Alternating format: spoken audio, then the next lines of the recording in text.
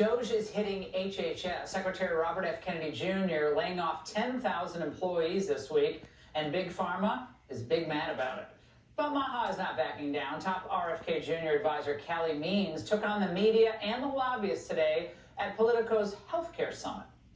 You turn on CNBC, it's just a nonstop.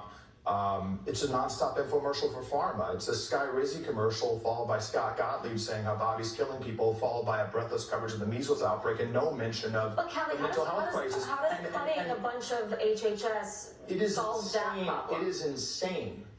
It is insane for you to insinuate that the thing standing between us and better health is more government bureaucrats. Like that's not what I'm insinuating. That is what everyone's saying. It is absolutely insane to insinuate that it's some crime. It's not all bureaucrats. It's a lot of scientists, it's researchers, it's people who are making sure that those scientists fundamentally have overseen, just demonstrably, a record of utter failure. It would be insane. Is that funny? Is that not true? I'd love to hear how, so what metrics would you guys point to for how the scientific community, how the 4 times more per capita on healthcare spending that we spend in America versus other countries has produced innovation? Joining me now, the man you just heard, Calley, Maha Senior Advisor. You walked into the lion's den, my friend. Thanks for joining us. Life expectancy on the downslope, obesity, heart disease, certain types of cancer skyrocketing. Where's the great benefits? We spend 4 times more than Italy on healthcare costs per capita and live 7 years less. Out of 212 countries measured, we're 212th in cancer rates. We are the highest rates of diabetes, obesity, heart disease among children in the world right now. And when I walked in there today, I felt the weight of Maha moms behind me, the millions of Maha moms who gave President Trump and gave Bobby Kennedy this mandate to solve this. And what would be anything other than the first step than to fire the people who've overseen this devastation and put in amazing new people like Marty McCary, Jay Bhattacharya, and Dr. Oz. But the media, the stenographers and the mainstream media call this an attack on science. This is an attack on interests that are profiting from kids being sick. This is a victory for Maha moms. Of course they should be making changes. Well, Democratic Congressman Jake Auchincloss had a message for you at that summit. Watch.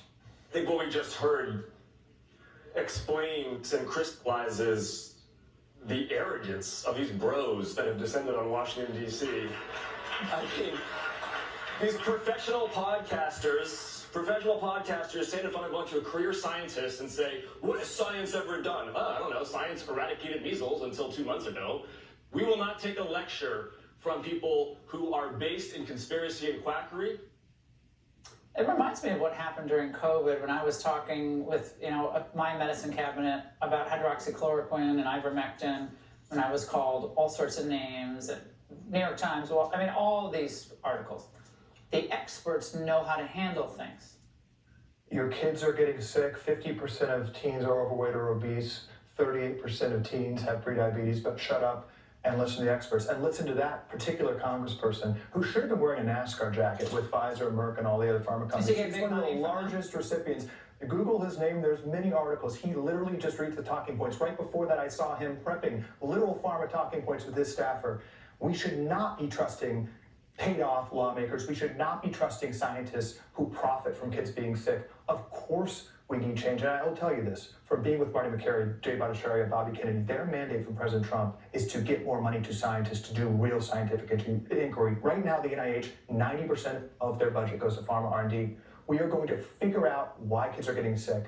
President Trump signed a momentous executive order. There's going to be a report in a month, and we are going to turn the tide of this devastating chronic disease crisis. Does that include harms caused by the vaccine, even though the vaccine was developed Operation Warp Speed under the Trump administration? You're going to be hearing good news after good news of exploring the taboo subjects, of taking a holistic approach to vaccines, to our prescription pharmaceuticals, to our sedentary lifestyle, to our food. I gotta get up and start moving. Just as you said that, I felt like I've been sitting for a long period of time. This isn't about lecturing people. Yeah. 70% of our child's diet right now in the United States is ultra-processed food. That's 15% in Japan. We are recommending this stuff to kids, and we're going to fix it. All right, great to see you, Calley. Thanks for going in there. And happy Liberation Day. Happy Liberation Day. That's it for us tonight. Make sure to follow